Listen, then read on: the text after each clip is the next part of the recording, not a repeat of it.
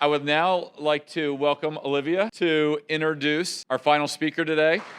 Thank you again, Professor O'Malley, and good afternoon, everyone. Like you said, my name is Olivia Staff. I'm a current senior here, studying within the Mendoza College of Business and also minoring in real estate.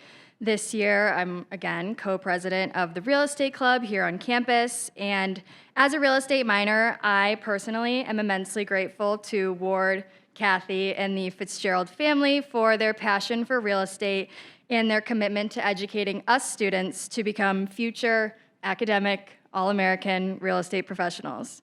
Because of the Fitzgerald Institute, I have been able to solidify my own desire to pursue a career in real estate through opportunities like guest speakers, impressive course selections, and opportunities like this as well. That being said, it is with great pleasure that I introduce Mr. Ward Fitzgerald, current CEO and Senior Managing Principal of EQT Exeter, which was founded by Mr. Fitzgerald as Exeter in 2006 and later combined with EQT. Since its founding, the organization's funds have made close to 2,000 investments, totaling more than $30 billion in property value. Prior to starting his real estate career, Mr. Fitzgerald attended the University of Notre Dame and then Harvard Business School. So please join me in welcoming Mr. Ward Fitzgerald to the stage to lead our concluding conversation on real estate. Thanks very much. Of course, the folks that know me know that I don't really know what I'm going to say until I get up here, first off. And getting to listen to Mark, and as Mike mentioned, a lot of us in the industry know what a giant he has been in the industry. A couple things that come to mind. My colleague Kevin Shea asked the question, like, where do you all get jobs and is JLL hiring? So I want to start there and share with you that as an example that there's a lot of, I think there's like what I'll call a lot of myths that go through a campus, right? There's a lot of myths that go through undergraduates of the people that went just before them, but not so far before them and those types of things. And when Mark and I got into the business and he said he walked into Mr. Hines' Mr. Hines' office and asked for a piece of business, you know, everyone went to work for the brokerage firms. You learned the business at those firms. And the concept of private equity has become so popular, and I use the expression around our office. I don't even know what private equity means. Like, does it mean, like, you know, they don't call McDonald's a public equity company or Apple a public equity company. It's a computer company, it's a franchise, a hamburger company, whatever those things are. Now, it doesn't matter where you get the capital. You are here to study real estate, and that's the great thing and the thing you need to keep in mind. And the misnomer is that all the answers are in the private equity industry, because they're not. There's a lot of answers, and I really highly recommend you do look at Mark's firm, JLL, CB Richard Ellis, Colliers, Cushman & Wakefield, and those firms to get trained in the industry, because they're great training grounds and they play a vital role.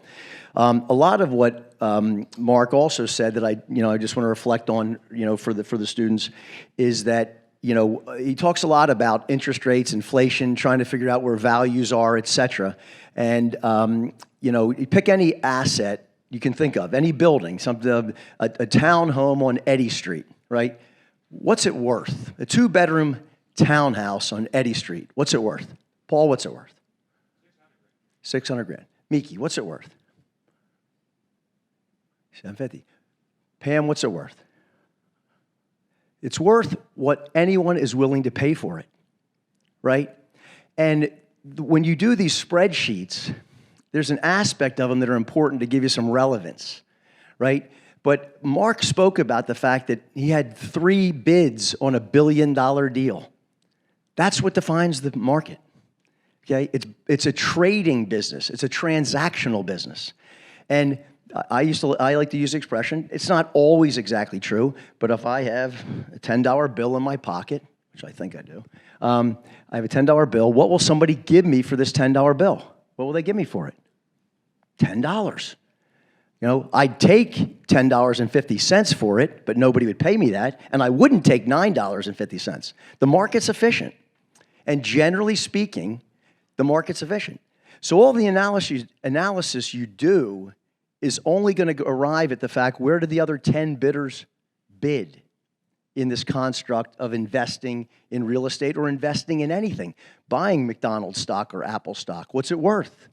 What one bidder and one trader are willing to pay for it on the stock exchange on that day.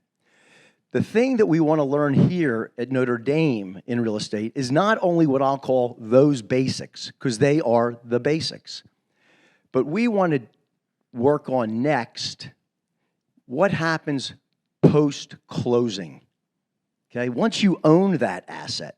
And the whole concept behind real estate is that, and I'll say making money investing in real estate, is you live in an apartment. Many of you live in an apartment somewhere off campus here if you're seniors, and you know, again, you live, I don't know, I don't even remember, Turtle Creek or something it's called, right? Is where I think I lived, Campus View or something. And those apartments, they rent them for $1,000 a month. Well, maybe if they put new, really fancy kitchen into one of them, some of the students would rent them for $1,200 a month, right? So what you're trying to figure out is, if I buy this asset, can I make it worth more money?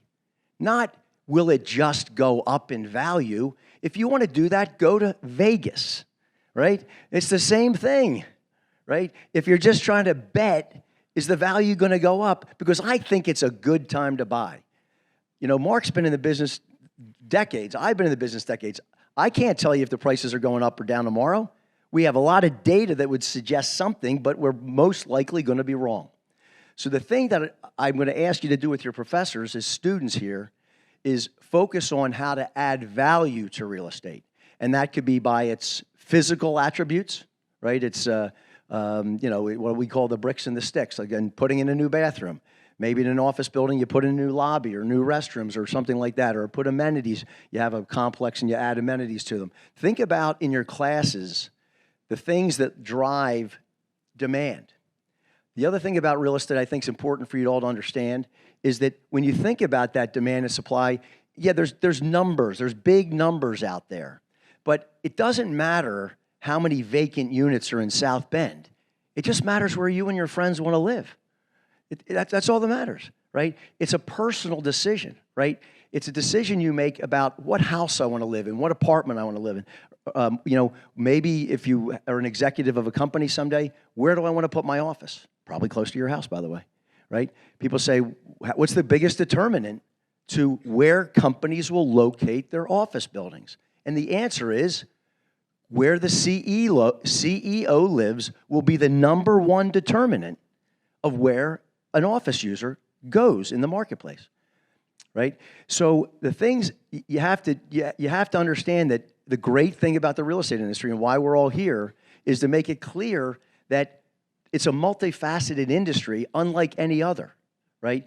And you have the ability to transform the industry or continue to transform it or play a role in it that's different than many of your peers at places like Wharton or places like NYU or places like Berkeley, okay? Where we understand what drives the heart and soul of a buyer of space, because that's what we're selling. We're selling space, right? And who better to understand the heart and soul than a place like Notre Dame, right? Who cares, right? There's a great Charles Schwab commercial out right now. I don't know if anybody's seen it. It says the guy's like he's a financial advisor, and he says to the TV screen, he says, nobody's going to care what I think they should invest in until they know I care, right? And that is really what we're here to do. And Dan Kelly and Mike and Gino, they've done a great job of building an institute here that cares. The two biggest pillars right now of this institute, and again, I don't want to dismiss, investing because it's a big piece, but the two biggest pillars of the institute right now, as you might know, are church properties and community initiatives, right? And when you think about that, what is in the center of every community? Maddie? A church. That's the center of every community. And sometimes it's a church, sometimes it's a synagogue, sometimes it's a mosque, I guess, right? But that's the center of every community.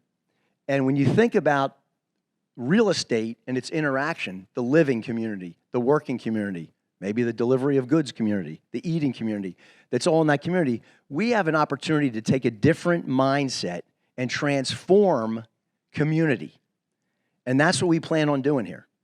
We plan on coming at this from the idea of the community, and then influencing the real estate, and then investing in the real estate to make it better.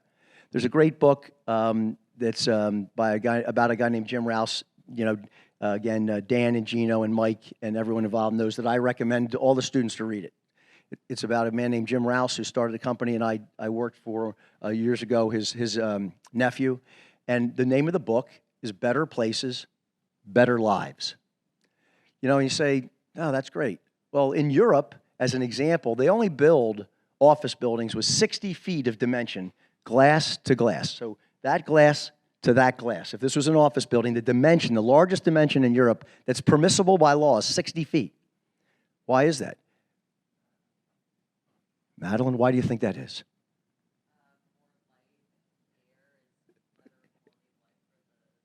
Exactly. More light gives a better quality of life for the tenants. In an era where mental wellness, anxiety, depression are so prevalent, what could be more important than those types of things? And are we at the forefront of driving that in the United States? Are we at the forefront because when we formed the Institute, we said, we're going to call it fire, and that just happens to be providence of God, right? But we're going to be on fire with the Holy Spirit, right? And just like Father Hesburgh said, we start everything, come Holy Spirit, right? And when we start with the center of the community being the church, and we focus on the Holy Spirit, and we focus on the church in the center, and we build a community that cares about the wellness, like Madeline just pointed out, of, as an example, how much daylight you get in your office building or your working environment. And by the way, I'm going to digress in my brain for 10 seconds. Think about all these people doing Zooms in a closet. How many people have you seen do Zooms during this era and from a closet? Madeline knows. She's been on a lot, she works for a very successful company called Almanac, and they do great work. And I guarantee you she's had a lot of calls where the person on the other side's in a closet, right? Because they're working from home, they don't have a good place to work, et cetera, et cetera. It's worse than that office building, right? But I think if we drive this institute collectively with the students, with the alumni, with the faculty, and of course the exceptional staff we have, because it starts with the leadership, and there's no institute in the country, I apologize, no institute in the country that's got a better leader than Mike O'Malley, Dan Kelly, and Gino Acosta, right? And of course their staff, which is amazing. If we start with the Holy Spirit, we start with the church in the middle of the community, we build the communities around it, and we invest in that way, and we understand how to add value to that real estate that adds value to these people's lives, and we make better places, and we make better lives, we will fulfill all the missions of the University of Notre Dame in this institute, and you will be a part of it. And we'll raise the ability to transform the way people think about the industry, and that it's not just about the capital. It is all true, and I do say it, it is the largest industry in the world. There's more. You take every value of every Google stock and every Microsoft stock and every Coca-Cola stock, every stock in the entire world, every corporate company, every private company that all these private equity firms are buying and trading. You add them all up, and the capital value is not as much as the capital value is real estate. Real estate's 51%, everything else combined is 49%. And you get to control 51% of the entire world by going into this industry and getting a career in this industry. So I'm going to leave you all with that. That's our mission. Dan and Gino and Mike and the team are driving this agenda. And now I want to know, and I can't have silence. I heard a lot of crickets when a lot of people are on the stage, okay? I want to know what you all want to know. And if I can answer it, I will. If I can't answer it, I probably know somebody in the audience who can answer it for you, because I don't have the answers to everything.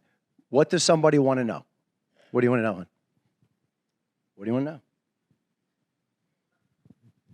How did you come up with the idea to help bring your knowledge and power to fire for University of Notre Dame?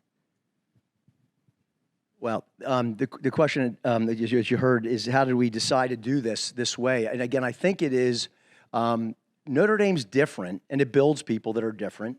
And my partners and I, in the real estate industry, we build a company that is different, because the things that I'm sharing with you about the way you think about investing in the industry, most other people don't talk about.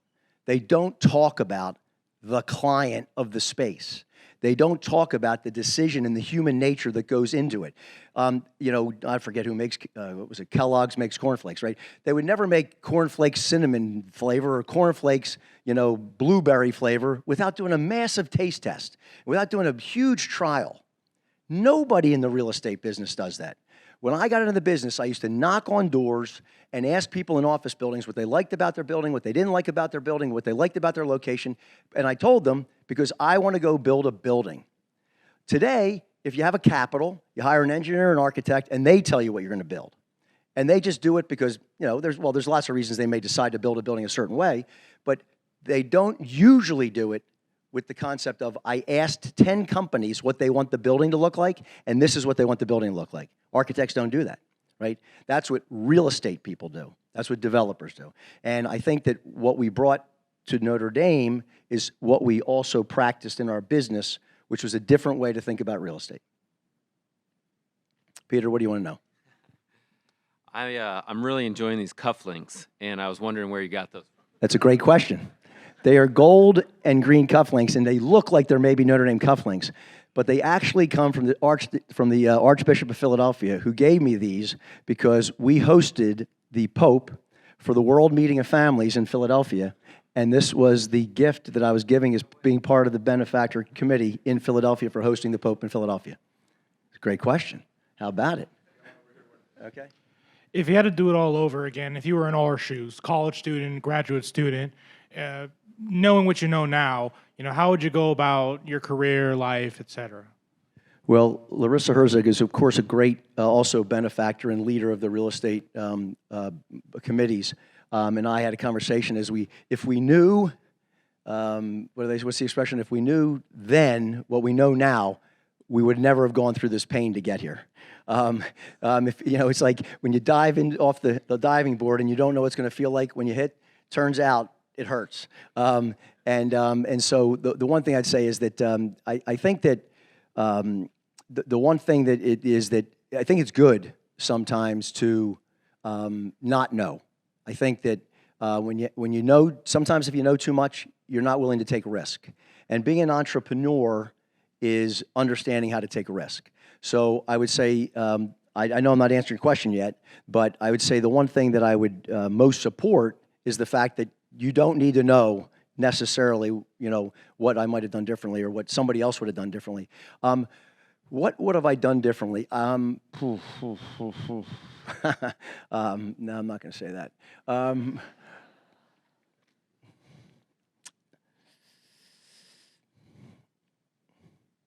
I don't have a great answer. I think that I've been blessed with the great providence of the Holy Spirit. I would say people who know me, the Holy Spirit drops breadcrumbs, and I follow them. There's nothing special about what I know or what I know how to do.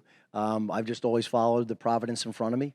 And I'd say, I guess my biggest regrets are the times when Tim Brown spoke upstairs at lunch, and there's a quote that Mike had quoted. He said, at one point in my life, the question, is God said to him, Christ came to him and said, when are you going to start doing my will, the will of the Lord? And I would say probably the only, the regrets or what I would have done differently is, while I as you can tell, I practice the faith that we've been adopted here to practice, and I would say that only those times when I didn't fulfill His will are probably my biggest regrets. And what I would have done differently is just fulfill His will more often. Yes. You made the point about where can I add more value. You made the question, where can I add more value? Maybe this applies more to residential, but sometimes you hear the phrase, well, they over-improved. They don't get the money out of it that they put into it. Any ideas on how you could evaluate that, maybe in the commercial space, if you're over-improving? Yeah. Well, again, there's other analysis, and that's, I think, as you would all imagine, a return on investment. I mean, there's risk in investing. If we were buying treasury bonds, right, there wouldn't be any risk, but we wouldn't get 10% and 15% and 20% and 25% return on our investments, right? So you have to take risk. So evaluating, obviously, Jim, what you will get in return for the investment you make. And if it's not a return that is commensurate with the risk you're taking, then you're probably over improving it. And sometimes, as again, Mark Gibson highlighted, I think Mike O'Malley highlighted that, there's a concept of rising tide floats all boats, right? So sometimes you can get confused about what the driver of success is, right? And there are people that, again, I don't mean to pick on the multifamily business, and it's actually bizarre that I keep talking about it because for anybody who knows me, I'm mainly in the warehouse business. But we have a division that does multifamily also. But for a long period of time over the last few years, Jim, as you might know, all you had to do was paint the unit and raise the rent $500 and you got paid because there is this housing crisis. And this housing crisis is, again, when you think about transformational impact, I'm going to digress for a second, is that all of you who are going into this field, you can make a big difference in the lives of the world by going into politics and changing the way that cities give out permits, as an example. I don't know if I want to do investing. I don't know if I want to do sustainability. I hear sustainability is a thing in real estate, and given all the resources that real estate uses, power, energy, materials, it's a great recyclability, engineering, science to real estate's important. But think about government. And right now we have a shortage of 5 million dwelling units in the United States for people to live in. And that's why rents keep going up and the amount of money that they have less disposable income because of inflation, okay? They're on fixed incomes. If you're retired and you have a pension, your state of Indiana, public employee or teacher, and you're getting a pension, you have a fixed income and you can't afford rent anymore, well, go into politics. And decide that I'm going to change the laws in this city, and we're going to give out permits in a week instead of 2 years, and see how quickly you could change the world, right? How many lives would you change if you could get 5 million units built? Because not only would the 5 million units give people that don't have a place to live, but also bring the rent down on every unit in the country, right? Because of supply and demand, right? So again, real estate, you can transform the industry in so many ways besides just buying something for $100 and trying to sell it for $120. And Jim, again, back to your question, I think that the idea is trying to make an educated assumption about supply and demand and what will people pay for an improvement in a unit. There's a lot of data and analytics that can go into it, but also it has to be, yet the decision needs to be, if I put this into it, can I assume that someone like myself would buy it? So I think that's the best way to look at it. How do you stay focused on the church and kind of the mission that you've talked about and keep your business centered on that in a world that's becoming increasingly more secular and kind of turning away from the church? Yeah, I mean, again, only grace, first off, right? I mean, I can't take credit for anything that we've accomplished or anything we are. It's all from the grace of God. And I'd say that there are some practical steps that started when I was here at Notre Dame. I mean, I highly recommend you young people go to Mass. I actually highly recommend you people go to Mass every day. My wife and I, Kathy, we go to Mass every day, or almost every day. I mean, we don't make it all the time. I have a big meeting, or I got to fly to Tokyo or something, and I don't make Mass. But stay close. Make it important. As a matter of fact, as you can imagine, we can imagine here, but I look at it as a massive competitive advantage. To practice something that's so valuable that so many people don't have. I look at my peers in the industry, and again, obviously I know a lot of the crowd down here that are professionals like Paul and Tom Hoban and Dan Moore, I think you saw earlier today, and Chris Vallis and Larissa. We are in a very competitive real estate investing and development and brokerages, businesses, and we have a massive competitive advantage. We got the Holy Spirit to turn to. Right? We got him with us every day. And it just would be foolish when you're given that gift to not nurture it, right? It's like putting the talents, the gospel of the talents. You have a talent, you don't put it in the ground, you use it, you invest it, you make it worth more talents. So I don't have a better answer than I just have been given a great gift. And I think that some people are have that blessing, but I would say that, again, if you have a seed, which we all have a seed by being at Notre Dame, you should water that seed, right? And try to make it fertilize as best you can, because it will be a great gift in everything you do, and especially business. We started our business, and we are one of those organizations that, for those of you who don't know us at all, that that raises capital in fund formats, and it was like April of 2006, and my partner Tim Weber and Kevin Shea and a few of us were going to take capital in, and we're going to have our first dollar of revenue. And it was like April 20th, and my partner Tim said to us, we can sign the documents and we're done. And I said, we got to wait. I said, what do you mean we got to wait? We got to wait till May 1st. We're going to do it on May 1st. May is the month of Mary, and May 1st is the feast day of St. Joseph the Worker. And we consecrated our business to St. Joseph the Worker, and we said he will be our guiding force. And I think it made a difference. I think it made a difference. But thank you for that question. Yeah, go, shoot. My name is Peter Yang. I'm a senior in fire applying to a full-time role in EQD Exeter, and I'm wondering what you look for in an ideal job candidate. That's a great question, I really think that you might have just gotten the job. We look for people who show initiative, and what does that mean? It means that you just don't take things at face value. You go the extra mile, right? You have to want to work hard. We have a kind of a motto at Exeter, like we don't believe in work hard, play hard. We believe in work hard, work hard. Now, what does that mean? People in our organization generally don't work like they do in Wall Street till 2 a.m. They don't do that. We don't send people home exhausted and give them a food voucher and act like it's an okay thing, right? We want you to work hard, work hard. What does work hard mean at our firm? Work hard means you come to work, you work 10 hours, then you go and you work at your church. You work in your community. You work with your spouse. You work with your kids. You work at the other things that are important besides the vocation that you choose. And in our case, we chose the vocation of investing in real estate to further the beneficiaries of endowments and pensions and the like. So I think that you have to have a work hard mentality. I think you have to show initiative. I think you have to think fast and walk fast, or actually walk fast and think fast, because if you don't walk fast, you probably don't think fast. So start walking faster, okay?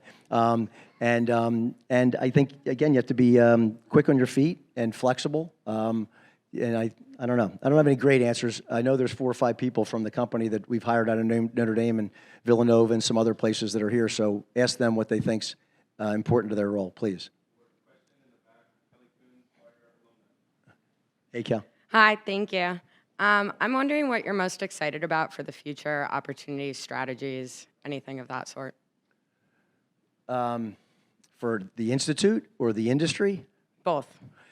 Well, again, I think in some respects, I don't want to default on this question, but I think that they're kind of aligned, and I've shared many of them with you. I think I'm really excited about Notre Dame playing a role that's transformational in people's lives, right? And affecting them through the way they develop and the way they think about development and the way that they invest and the way they think about investing in a way that serves the user of space and those types of things. I think the Institute can do it. I think organizations can do it. I mean, certainly our firm's not perfect at it, but obviously you can tell by the mentality that I bring to this conversation that we're trying to do that in our business, right? So we're trying to make people's lives better. But we're also trying to, and the thing that people think is that's a great, humanitarian effort. That's a great, what's the word I'm looking for? Philanthropic type of endeavor to think about the people that use the space. But like everything else in business, if you do that, you make more money. You actually make more money if you do these things, right? So if you bring something to the industry that the industry doesn't have, if you invest in a way that the industry has not traditionally invested, then you're going to make more money. If you just bid and you're one of 10 bidders and everybody bids, one bids 98 and one bids 99 and one bids 100 and one bids 101 and you're 101, you won. Awesome. It's worth 101. Now you got to start. Now it's post-closing. Now you got to go add value, and you should have had a plan if you won the bid, by the way. But that's what you need to think about. So I'd say that for one. I think two, as a general, again, I think that probably to your question, as you can tell, what I'm most excited about is it's become clear to the world at large that people in the real estate industry can have such a massive impact on the world. It's not just the people that create the next technology. It's not about the next Twitter app or the next iPhone And there's obviously nothing wrong with those things, or sometimes there is, but not always. But I think that people are starting to realize if we want to solve social problems, if we want to solve anxiety and depression and wellness, and we want to solve community and family and bring families together and nurture good relationships, that it's not through everybody, going through psychology courses and going to clinicians. It's create community that will support a healthy lifestyle. And I think that's what we can do. So Ward, final question, and then the bars, which are located on both landings, will be open. Piggybacking off of Kelly's question, predictions for the future, tomorrow's game, Notre Dame, Ohio State, what do you think in the rest of the season? My first prediction is whatever all these economists and capital markets people tell you, they're going to be wrong. That's the first thing you need to understand. They're going to be wrong. Usually having a contrarian perspective in the scheme of things usually pays off. I'd say that as far as football games, this is probably the biggest football game Notre Dame's had in 30 years. We played Alabama for the national championship, and as you all know this stuff, and we played some other big games, but arguably we had no chance. We were completely outmanned in a top 5 matchup. And this is probably the first time in 30 years since we played Florida State that we weren't outmanned in a top 5 matchup. So, of course, winning is important, and I do, of course, predict. I'm not going to be the guy from Ohio State that says I'm not really caring what happens in the football game. I'm telling you, I don't know who his boss is, but I'm glad he's not here. I'm going to predict an 11-point victory over Ohio State.